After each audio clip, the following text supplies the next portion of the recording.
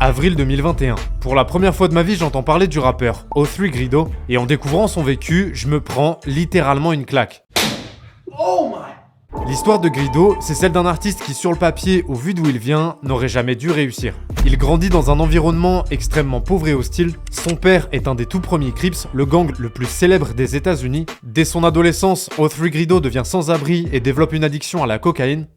My father was one of the first Crips, you know what I'm saying? I was like homeless like around 12 or 13. Sometimes I would come back home, but my mama kicked me back out.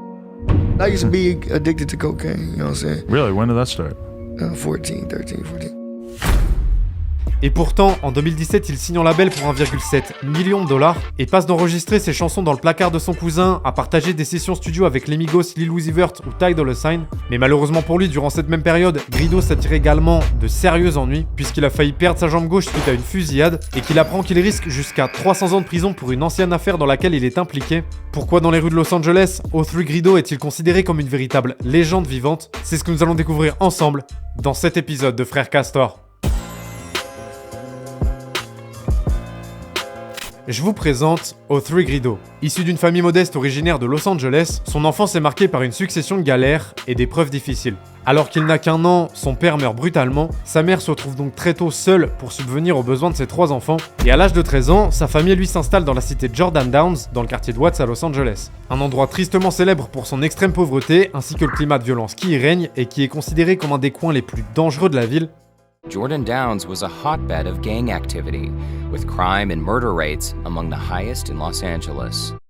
Et malheureusement, très rapidement après leur emménagement, Grido commence à traîner de plus en plus dans la rue et il enchaîne les conneries. Du coup, durant son adolescence, sa mère, épuisée par son comportement, le vire régulièrement de chez elle, l'obligeant à s'incruster chez des potes. Mais comme il ne trouve pas toujours d'endroit où passer la nuit, à plusieurs reprises, il est contraint de dormir dans des parcs ou des stations de métro. Well, at one point you were just straight homeless. Yeah, but I still was wiggling like something out. I was on the outside like a few times, like sleeping on the subway and shit.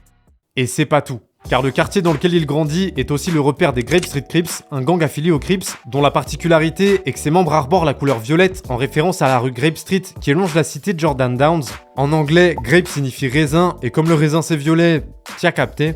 Bref, pendant sa jeunesse, O3 Grido intègre les Grape Street Crips, et lorsqu'à 18 ans, il devient père d'une petite fille, il commence à dealer parce que dans son esprit à ce moment-là, c'est le meilleur moyen d'offrir un avenir meilleur à sa famille. Sauf que, forcément, ce choix de vie ne tarde pas à lui attirer des ennuis, puisqu'entre 2008 et 2015, il enchaîne les allers-retours en prison pour des cambriolages et port d'armes illégales.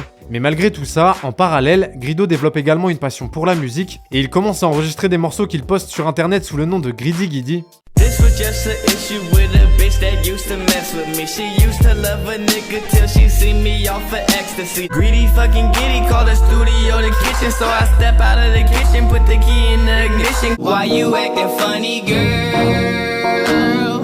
You know that you need my love. Et alors qu'il envisage de plus en plus sérieusement de tenter sa chance dans l'industrie musicale, il se retrouve impliqué dans une sombre affaire qu'il regrettera amèrement quelques temps plus tard. Dans la nuit du 28 juin 2016, O3 Grido et un de ses potes sont arrêtés par la police sur l'autoroute au niveau de la ville d'Amarillo, au Texas. D'après les autorités, une forte odeur de cannabis émane de leur voiture. Du coup, les policiers procèdent à une fouille du véhicule et trouvent plusieurs kilos de méthamphétamine destinés à la revente pour une valeur estimée à près de 100 000 $, ainsi que 2 armes à feu et des munitions. Suite à ça, Grido est dans un giga bourbier, puisqu'il est poursuivi pour trafic de drogue et port d'armes illégales. Mais heureusement pour lui, dans un premier temps, en attendant son jugement, il est libéré dans les jours qui suivent son arrestation après avoir payé une caution de 20 000 $. C'est à partir de ce moment-là, une fois rentré à Los Angeles, qu'O3 Grido décide de laisser la rue derrière lui et de dédier tout son temps à la poursuite de son rêve, devenir un artiste à succès. Désormais, sa vie se résume à enregistrer des morceaux, sortir des projets et tourner des clips, et assez rapidement, tout ce travail finit par payer. Grido commence à se faire un nom à Los Angeles, notamment grâce à des titres comme Mafia Business, Rude ou Never Bend.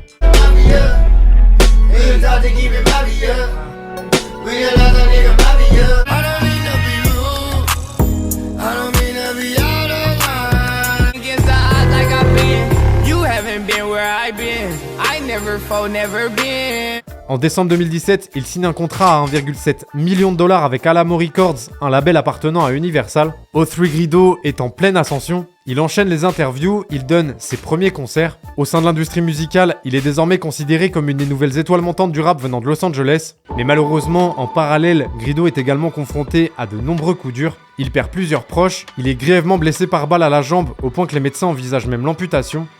Whole leg metal from the knee to the ankle. I can't get into details on that shooting, but yeah. And they wanted to amputate your fucking leg, right? Yeah, I wasn't going for that.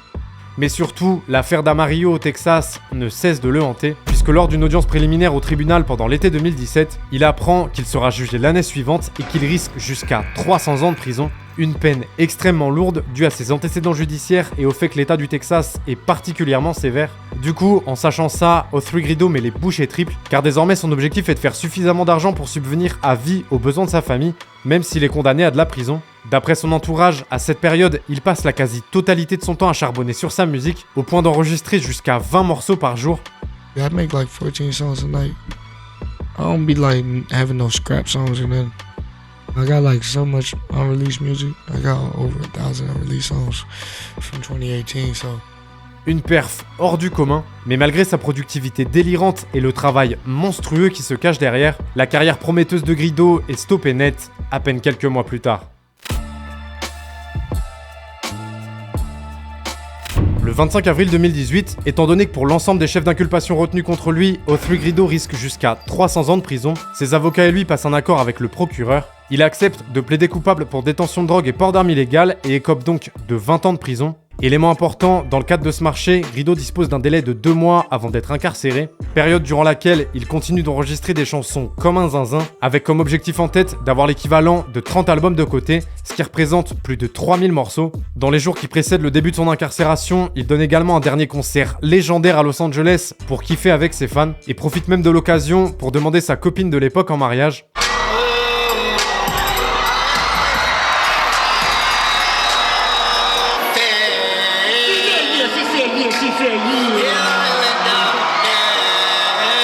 Puis le 28 juin 2018, comme convenu, O3 Greedo se rend de lui-même aux autorités du Texas pour purger sa peine qui doit durer 20 ans. Mais heureusement pour lui, après avoir essuyé plusieurs rejets, sa demande de libération conditionnelle est finalement acceptée et il est libéré le 12 janvier 2023 avec comme ambition de reprendre sa carrière musicale là où il l'avait laissée, près de 5 ans en arrière.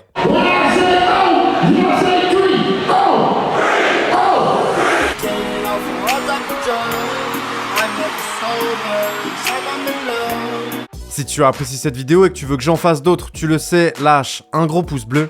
Je t'invite à aller regarder cette vidéo dans laquelle je te raconte les dernières heures de Take Off, ou celle-ci qui explique comment Suge Knight a terrorisé le milieu du rap pendant près de 20 ans.